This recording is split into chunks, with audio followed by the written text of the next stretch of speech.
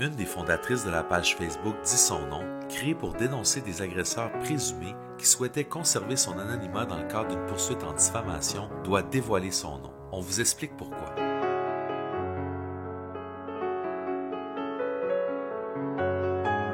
D'abord, il faut savoir qu'un homme qui s'est retrouvé sur la liste des agresseurs présumés de la page Facebook poursuit la page et ses deux administratrices. Une des deux administratrices a dévoilé son identité alors qu'une autre souhaite conserver son anonymat parce qu'elle affirme qu'elle connaît les stigmates liés au statut de victime d'agression sexuelle, qu'elle entame son processus de guérison et qu'elle ne se sent pas assez forte en ce moment pour agir de manière publique. Il faut savoir que cette femme prétend avoir déjà subi 2 agressions sexuelles, mais pas de la part de l'homme qui la poursuit à titre d'administratrice de la page Facebook. Ce détail est important. Le tribunal rappelle d'abord que le caractère public des procédures judiciaires est une composante essentielle de la démocratie canadienne. Par contre, il est possible de faire exception à ce principe dans certains cas comme en matière familiale. Le tribunal explique par la suite que lorsqu'elle est appliquée à des victimes d'agressions sexuelles qui poursuivent leur agresseur, l'exception à la règle de la publicité des débats judiciaires vise principalement à permettre aux victimes d'exercer leurs droits sans porter plus amplement atteinte à leur dignité. Si l'administratrice poursuivait ses agresseurs, il est possible qu'elle ait droit à l'anonymat,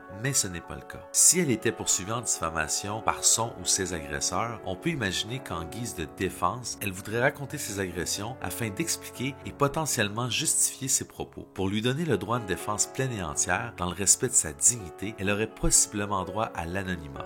Mais ce n'est pas le cas. Ici, l'administratrice est poursuivie en diffamation par un tiers par rapport à elle. Il n'est pas son agresseur. En optant pour le chemin qui publicise volontairement et sciemment à grande échelle sa situation et celle d'autres victimes, elle doit agir à visière levée. Voici une liste des ressources pour les victimes d'agressions sexuelles.